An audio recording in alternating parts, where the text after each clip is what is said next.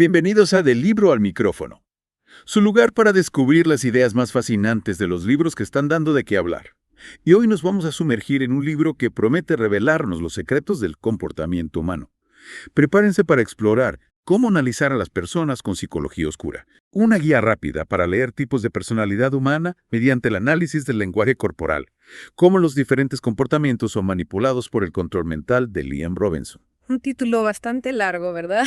Pero no se deje intimidar por el título. En esta inmersión profunda vamos a desmenuzar las herramientas clave para que usted, querido oyente, pueda descifrar lo que la gente realmente dice con su cuerpo, más allá de las palabras. Exactamente. ¿Ya? Vamos a ir más allá de las palabras y a enfocarnos en esas señales no verbales, en ese lenguaje corporal que muchas veces revela más de lo que imaginamos. Nuestra misión hoy es darle una especie de atajo para entender estas dinámicas humanas tan complejas, pero sin abrumarlo con información densa.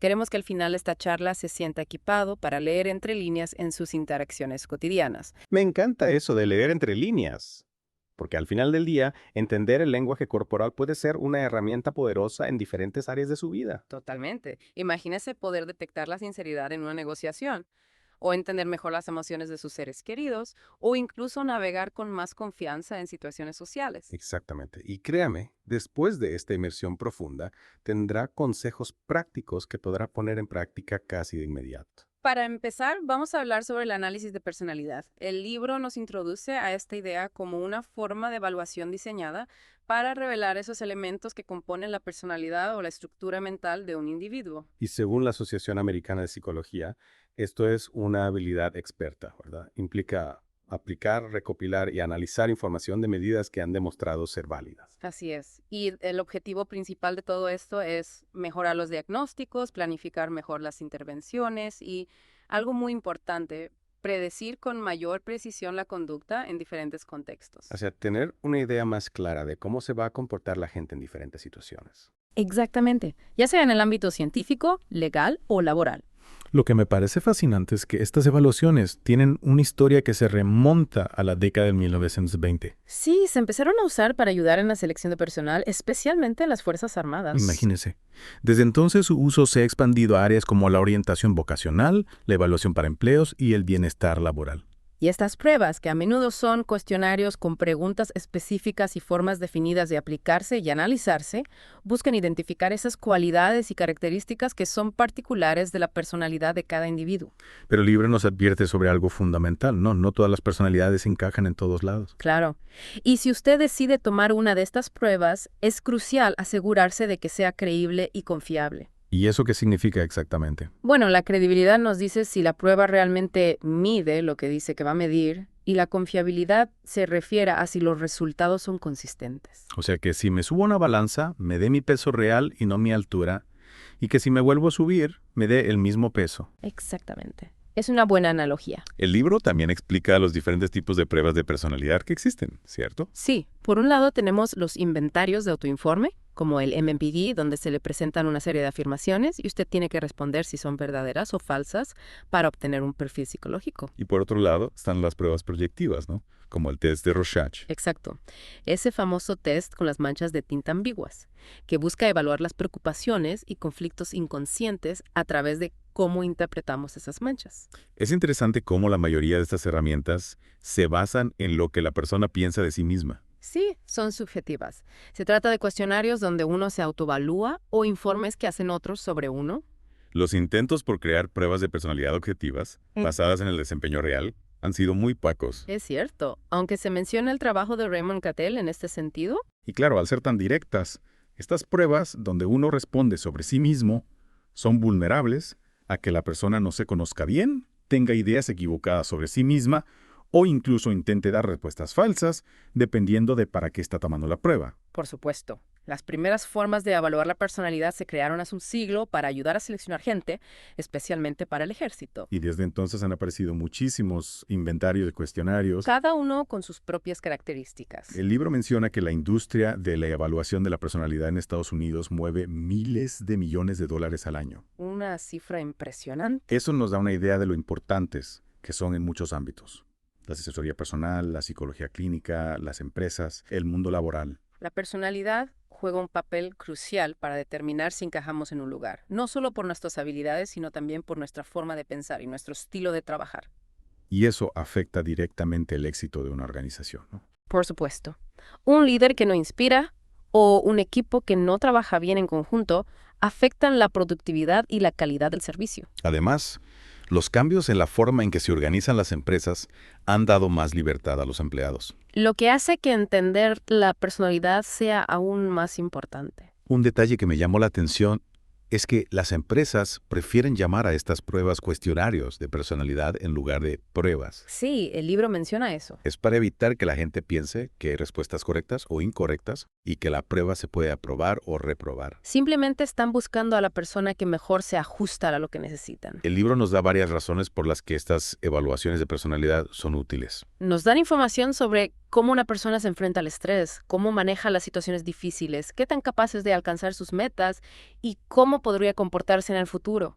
También pueden ser una guía para la terapia psicológica. Y ayudar a la persona a entenderse mejor a sí misma. Y además de las pruebas que uno responde sobre sí mismo y las proyectivas, se mencionan las pruebas cognitivas. Las que miden la memoria, la inteligencia, lo que se ha aprendido. Exacto. Y también las pruebas objetivas o estándar, como el MPI y el Millón, que buscan clasificar a las personas comparando sus respuestas con las de grupos específicos. Claro. Es importante recordar que estas pruebas tienen sus limitaciones y también han recibido críticas. Por ejemplo, se debate qué tan bien predicen el futuro las pruebas proyectivas y lo difícil que es pronosticar comportamientos como la violencia. También se destaca que algunas pruebas miden cómo está la persona en un momento dado, mientras que otras se enfocan en rasgos que son más permanentes. Bueno, ahora vamos a la parte que creo que a muchos les interesa. ¿Cómo podemos leer a las personas más allá de lo que dicen? El libro nos introduce a la idea de que se trata de entender esa comunicación que no usa palabras y de adaptar nuestra propia forma de comunicarnos en consecuencia. Fascinante.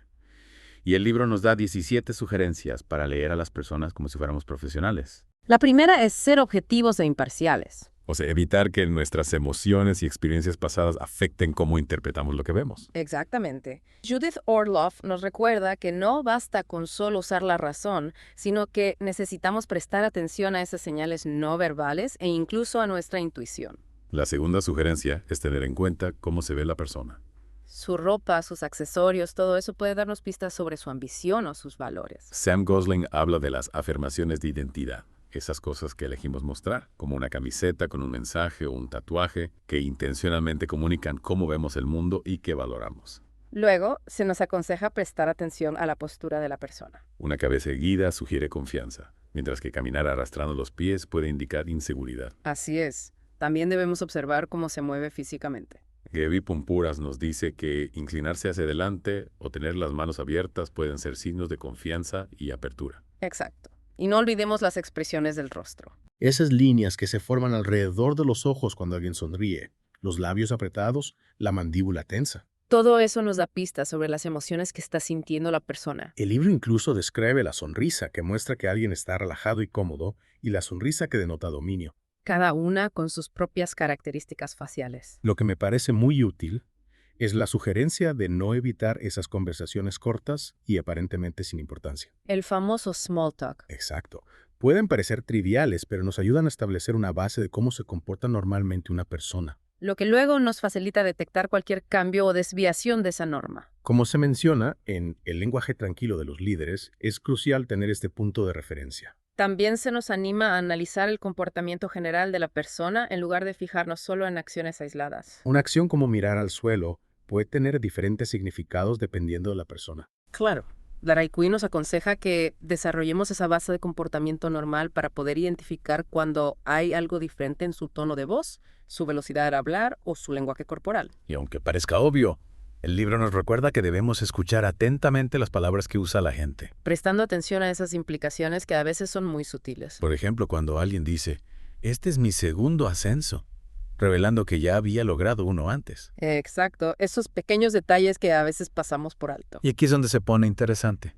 Se nos dice que prestemos atención a esa sensación que tenemos en el estómago, especialmente cuando conocemos a alguien. Nuestra intuición. Judith Orloff lo llama el sexto sentido, una reacción primitiva que nos indica si podemos confiar en esa persona o no. Interesante.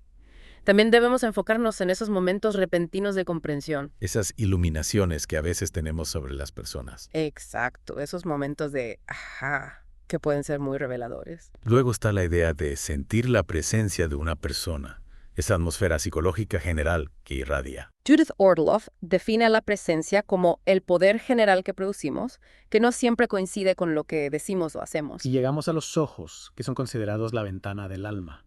Ah, los ojos. Se nos anima a observarlos para detectar signos de calidez, de negatividad o de que la persona se está protegiendo. Scientific American incluso sugiere que los ojos pueden revelar si estamos mintiendo y qué cosas nos gustan. En serio. Simplemente observando cómo se dilatan las pupilas. Increíble. Pero aquí hay una advertencia importante. No debemos hacer suposiciones. Saltar a conclusiones sin conocer bien a la persona puede llevarnos a cometer errores. El libro El lenguaje tranquilo de los líderes nos recuerda que no debemos proyectar nuestros propios prejuicios. La clave está en mantener una mente abierta y positiva. Y el libro nos propone una técnica muy útil: observar a las personas de forma activa. ¿Algún ejercicio práctico?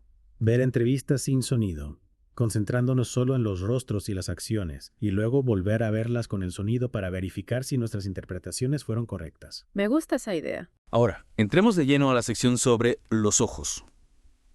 Son el espejo del alma. Una frase que todos hemos escuchado. Pero ¿alguna vez nos hemos detenido a pensar realmente en lo que significa? Es cierto. El libro nos invita a esa mirada mutua, recordándonos que los ojos son uno de nuestros principales órganos sensoriales. Y que a menudo subestimamos su importancia hasta que nos falta la vista. Lo que me parece fascinante es que se dice que los ojos generalmente se asocian con el corazón humano porque supuestamente no pueden mentir. Mientras que las palabras y las expresiones faciales pueden ser engañosas, la mirada en los ojos a menudo se considera más reveladora. La mirada puede transmitir tanto emociones positivas como negativas. Los ojos pueden literalmente sonreír o brillar, Son características que hacen que una persona destaque en un grupo. y que pueden inspirar confianza en los demás. El libro incluso menciona a las personas que son muy entusiastas, cuyos ojos brillan de una manera que es casi imposible de ocultar. Se nota a leguas. Se llega a la conclusión de que los ojos están directamente conectados con el corazón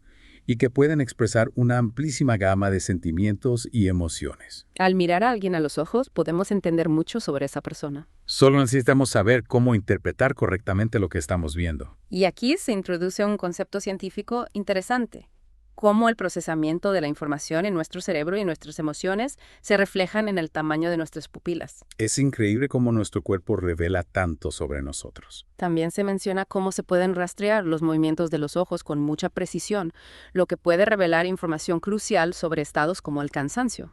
¿Y eso para qué se utiliza? El seguimiento de los ojos tiene muchas aplicaciones en campos como la publicidad, la psicología y cómo interactuamos con las computadoras. Se explica que cuando exploramos nuestro entorno con la vista, nuestros ojos no se quedan quietos, sino que se mueven rápidamente y se enfocan en diferentes puntos. Esos movimientos rápidos e involuntarios entre los puntos donde fijamos la mirada. Exactamente. Se llaman movimientos sacádicos. ¿Y qué nos dicen esos movimientos? Cuando empiezan, con qué frecuencia ocurren y qué tan amplios son, pueden darnos información sobre nuestro estado, como si estamos cansados. Un estudio de Fink y otros investigadores mostró cómo estos movimientos sacádicos se relacionan con la fatiga en personas con esclerosis múltiple. O sea que los ojos no solo reflejan emociones, sino también nuestro estado físico. Así es. Piénselo como una cámara que rápidamente salta entre diferentes puntos de enfoque. Esos movimientos rápidos son los sacádicos. Se mencionan diferentes métodos que se utilizan para detectar las pupilas en videos, algo que es esencial para poder rastrear los movimientos oculares. ¿Y cuáles son esos métodos? Está el método de proyección, que se basa en que la pupila es oscura, pero es sensible a las sombras y a las pieles oscuras. Luego está el cambio de hue, que busca la forma redondeada del iris, que tiene un tamaño más constante después de que nacemos. Y finalmente, el enfoque dependiente, que es un método más complejo que usa cálculos matemáticos para encontrar el centro de los patrones oscuros y circulares del iris y la pupila. ¿Y cuál es el objetivo principal de esos métodos? Poder rastrear con precisión el tamaño de la pupila, ya que éste refleja nuestros estados emocionales y cognitivos. Bueno, ahora pasemos a cómo las señales pueden tener significados completamente diferentes dependiendo del contexto. El libro nos explica que las señales convencionales, como el sonido de un silbato, pueden sonar exactamente igual, pero su significado cambia radicalmente según la situación. Claro. Un silbato de un policía no significa lo mismo que un silbato de un árbitro en un partido de fútbol. Exactamente. Lo que es importante entender aquí son los signos etimológicos, es decir, las palabras como indicadores lingüísticos. O sea, para comprender lo que alguien nos está diciendo, primero necesitamos percibir cómo articula las palabras. Ya sea escuchando o viéndolo hablar. Y luego reconocer e interpretar ese lenguaje dentro del contexto específico en el que se está utilizando. El libro clasifica los signos en 3 tipos principales: icónicos, indexados y simbólicos. ¿Podría explicarnos cada uno de ellos? Claro, los signos icónicos son aquellos donde el significado se basa en una similitud visual. Como un dibujo de un árbol. Exacto. Los signos indexados tienen una relación de causa y afecto entre el signo y lo que significa. Como una hoja que ha caído al suelo y nos indica que hay un árbol cerca. Exacto. Y los signos simbólicos son aquellos donde la conexión entre el signo y su significado es puramente una convención. Como la palabra árbol en español. Exacto. O litería en inglés. Aquí se introduce la distinción que hizo el lingüista Ferdinand de Saussure entre el significante, que es la cosa, el elemento o el código que percibimos, y el significado, que es la idea o el concepto que ese significante revela. La conexión entre ambos es generalmente arbitraria y depende de las convenciones de nuestro lenguaje. Un ejemplo claro es la palabra cool en inglés, que puede referirse a la temperatura o algo que es moderno o que nos gusta mucho. Todo depende del contexto en el que se usa. Es cierto. Y eso nos lleva a la idea de que los signos solo se pueden entender dentro de un sistema de signos más amplio. Y que su significado puede variar con el tiempo y en diferentes situaciones. Exactamente. Al igual que con la palabra cool, la relación entre lo que percibimos y lo que significa puede ser muy específica de la situación. Empezamos analizando los signos de forma aislada, pero a medida que profundizamos en cómo funcionan los signos, aprendemos a verlos como parte de un sistema mucho más grande. Ahora, el libro nos plantea una idea fascinante. Cómo nuestro propio cuerpo nos habla, a menudo revelando verdades sobre nuestra mente a través de la enfermedad. Es increíble esa conexión tan fuerte que existe entre nuestra mente y nuestro cuerpo. Se nos sugiere que cuando no nos sentimos bien, más allá de lo que podamos pensar que está sucediendo en nuestras vidas, nuestro cuerpo está tratando de comunicarnos algo importante. La clave aquí es esa conexión tan fuerte que existe entre nuestra mente y nuestro cuerpo. Se nos dan ejemplos de cómo ciertos órganos pueden verse afectados por eventos psicológicos. ¿Cómo cuáles? Problemas para comunicarnos que afectan nuestros pulmones y nuestra garganta, dificultades para escuchar o sentirnos escuchados que se manifiestan en nuestros oídos, o llevar una carga muy pesada en la vida que se siente como dolor en los hombros. Lo que es muy importante que el oyente considere aquí es la invitación a la autorreflexión cuando no se sienta bien. Más allá de un simple dolor muscular o un hueso roto, su cuerpo podría estar tratando de decirle algo mucho más profundo. Se nos anima a que pensemos en qué está pasando en nuestras vidas, a que nos sentemos en silencio, respiremos profundamente y le preguntemos a nuestro propio cuerpo cómo se siente. Considerándolo como algo distinto de nuestra mente racional. El libro nos recuerda que no siempre tiene que ser un gran drama para que perdamos ese equilibrio. Un día lleno de muchas tareas puede tensar nuestro cuerpo y desequilibrarnos. Apotar, en sentido figurado, impacta nuestro sistema digestivo. No tener tiempo afecta nuestra mente, nuestro corazón y nuestros pulmones. Y aunque nuestra primera reacción sea buscar una solución médica para aliviar los síntomas que sentimos, el libro nos sugiere que esto es como poner una curita sin abordar los problemas que están realmente causando esos síntomas. Se nos anima a que nos preguntemos por qué nuestro cuerpo no se siente seguro y qué es lo que quizás no estamos entendiendo de nuestra propia situación. La meditación y dedicarnos tiempo para estar en tranquilidad pueden ayudarnos a conectar con esa parte más profunda de nosotros mismos. Y a ordenar nuestras ideas. Es interesante cómo se menciona que una respuesta a estas preguntas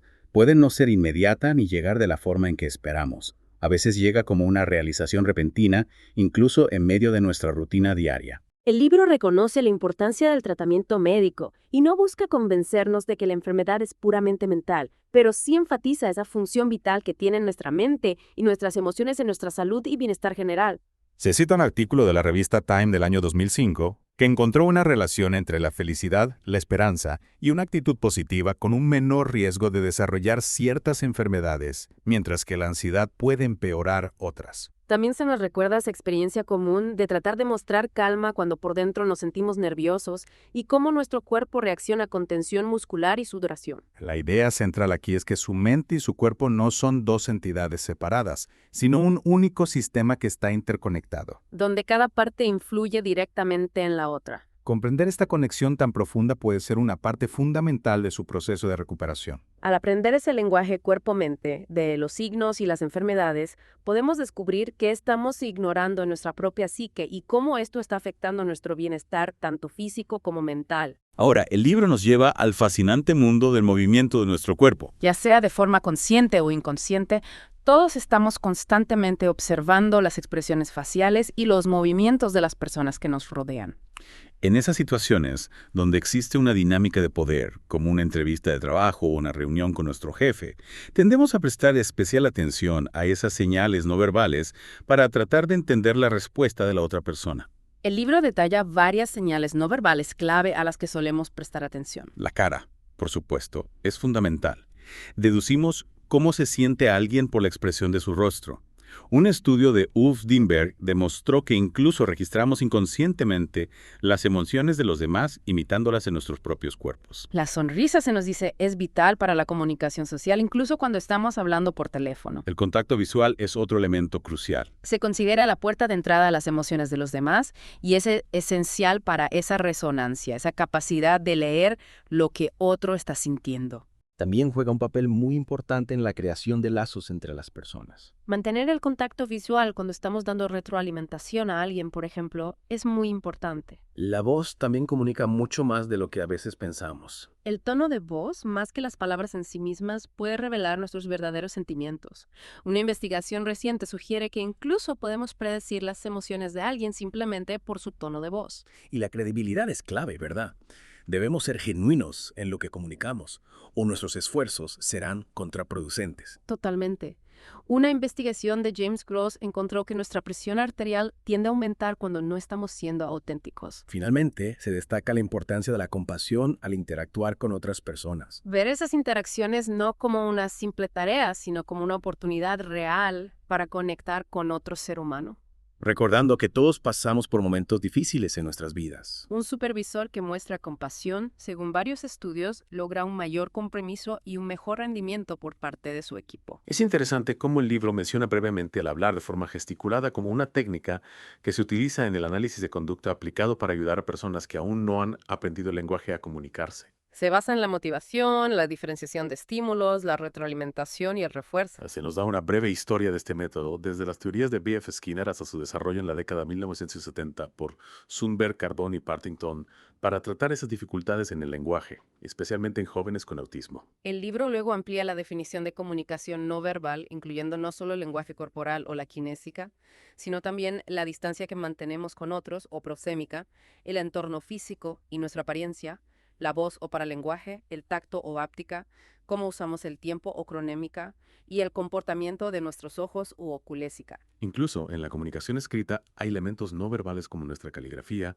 o cómo organizamos el texto en una página. Lo fundamental aquí es que la interacción no verbal involucra tanto procesos conscientes como inconscientes de codificación. Es decir, la creación de señales como nuestras expresiones faciales y nuestros gestos. Y de decodificación, que es el análisis de esas señales por parte de la otra persona. Un ejemplo sencillo es levantar 2 dedos. Nuestra experiencia previa nos ayuda a entender el significado de ese gesto. El libro enumera varios ejemplos de codificación no verbal, las expresiones faciales, nuestros movimientos, nuestra postura, el tono de nuestra voz, el contacto físico y el lenguaje corporal en general. Se nos recuerda que la interacción social incluye tanto mensajes explícitos a través de estas palabras, como mensajes implícitos a través de estos comportamientos no verbales. Se profundiza en los diferentes tipos de comunicación no verbal.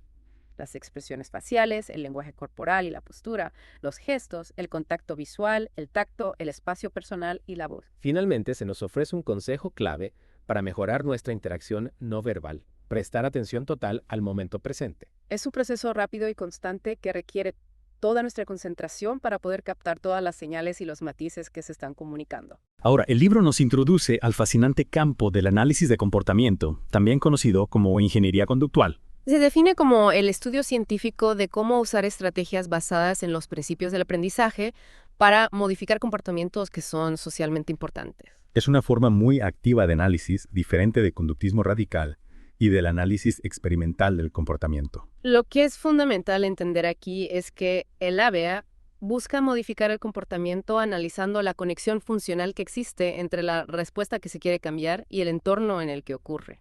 El objetivo principal es crear alternativas que sean socialmente apropiadas para aquellos comportamientos que son problemáticos. El libro destaca el éxito que ha tenido el ABA en las escuelas públicas para ayudar a niños con problemas de conducta. Como el TDAH o el TEA, a menudo integrándose en sus programas de educación individualizada. Pero las aplicaciones del ABA son muchísimo más amplias, ¿verdad? Por supuesto.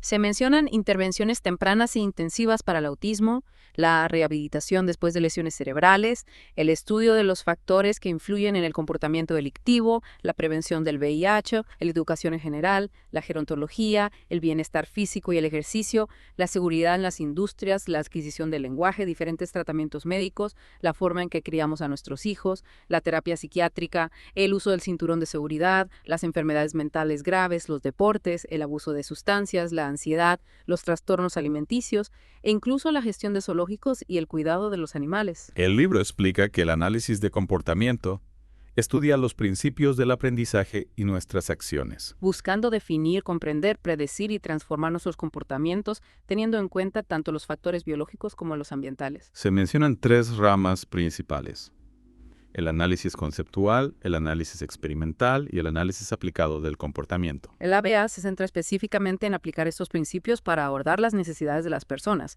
y mejorar su calidad de vida. Lo que diferencia al AIA de otras ramas de la psicología es su enfoque en esas acciones que podemos observar directamente. En lugar de tratar de adivinar las razones mentales que están detrás de un comportamiento. Los analistas de comportamiento estudian cómo los elementos orgánicos, médicos y experimentales influyen en el comportamiento tanto de los humanos como de los animales. Se destaca que el ABA tiene aplicaciones duraderas y muy prácticas en la terapia de salud mental y en la psicología organizacional. Especialmente para ayudar a jóvenes y adultos a desarrollar nuevas habilidades o a reducir comportamientos que les están causando problemas. El análisis de comportamiento se utiliza comúnmente para mejorar las habilidades académicas, aumentar la eficiencia de los empleados y fomentar el bienestar general de las personas. El libro menciona la División 25 de la Asociación Americana de Psicología, que está dedicada al análisis del comportamiento. ¿Y cómo esta área se distingue por su enfoque en el comportamiento como el objeto principal de estudio? Se explica que el análisis de comportamiento puede ocurrir a través de la investigación especulativa,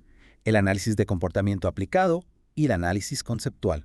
La distinción clave aquí es entre la investigación básica o especulativa, que busca ampliar nuestro conocimiento sobre cómo funciona el comportamiento, y el análisis de comportamiento aplicado, que se centra en usar estos principios en situaciones concretas del mundo real. Los profesionales del ABA están muy interesados en esta relación que existe entre nuestro comportamiento y el entorno que nos rodea, utilizando estrategias conductuales para lograr cambios que sean significativos. Se dan ejemplos muy concretos de las aplicaciones del ABA, como desarrollar habilidades importantes en entornos educativos, mejorar los resultados para personas que tienen discapacidades y aumentar la eficiencia y la satisfacción de los empleados en sus trabajos. El énfasis está en estudiar esos factores que afectan el comportamiento de una manera confiable para lograr respuestas que sean más adaptativas o para reducir esas conductas que son problemáticas. Se menciona la gran cantidad de investigación científica que respalda el valor del ABA para abordar comportamientos que son socialmente muy importantes. Desde el consumo de drogas hasta la alimentación saludable y el tratamiento de trastornos del desarrollo como el autismo. El libro también hace un breve repaso de la historia del conductismo, desde los trabajos de Pavlov y Watson hasta el principio del condicionamiento operante de Skinner, donde se explica cómo el refuerzo moldea esos comportamientos que deseamos. Aunque el conductismo disminuyó en su prominencia en la década de 1950, sus técnicas siguen siendo ampliamente utilizadas en la terapia en educación y en la forma en que criamos a nuestros hijos. Se describen varias estrategias que utilizan los expertos en comportamiento para lograr cambios, como el encadenamiento, el prompting y el shaping. Finalmente, se reitera la efectividad de la ABA como una herramienta de aprendizaje muy poderosa, especialmente para niños que tienen autismo o retrasos en su desarrollo, mencionando métodos específicos como el método LOAS y el entrenamiento de ensayos discretos. También se destacan otras terapias conductuales que se utilizan para el autismo, como la intervención del desarrollo de la conexión, RDI, la terapia de integración sensorial y los tratamientos de interacción.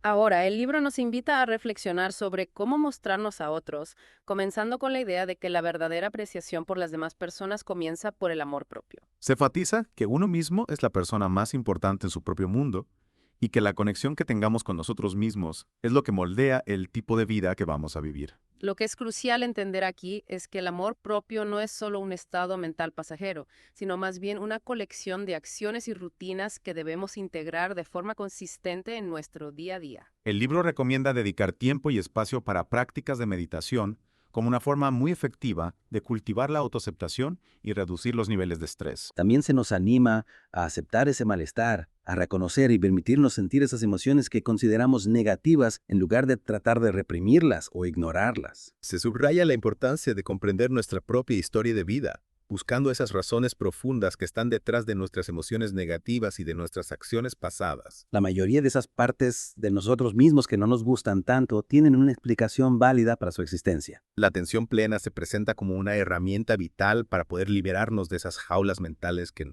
nos autoimponemos. Y para abordar esas emociones pasadas que todavía nos perturban en el presente. Compartir verdades sobre nosotros mismos, incluso aquellas que consideramos negativas o vergonzosas, puede llevarnos a una mayor autocomprensión y aceptación, revelando así nuestros dones. Esas cualidades positivas que persisten después de que limpiamos todo lo demás. El libro nos recuerda que nuestros pensamientos son simplemente pensamientos y no siempre necesitamos creer en ellos. Especialmente en aquellos pensamientos negativos, que a menudo están impulsados por un mecanismo de supervivencia muy básico. Se nos invita a la autorreflexión a través de preguntas importantes sobre nuestros valores, nuestras prioridades y nuestros deseos más profundos. Enfatizando la necesidad de tener un objetivo claro que nos abra el camino hacia el amor propio. Se recomienda definir claramente cuál es nuestra función en la vida, cuáles son nuestros objetivos más importantes y cuáles son los pasos específicos que necesitamos dar para alcanzarlos.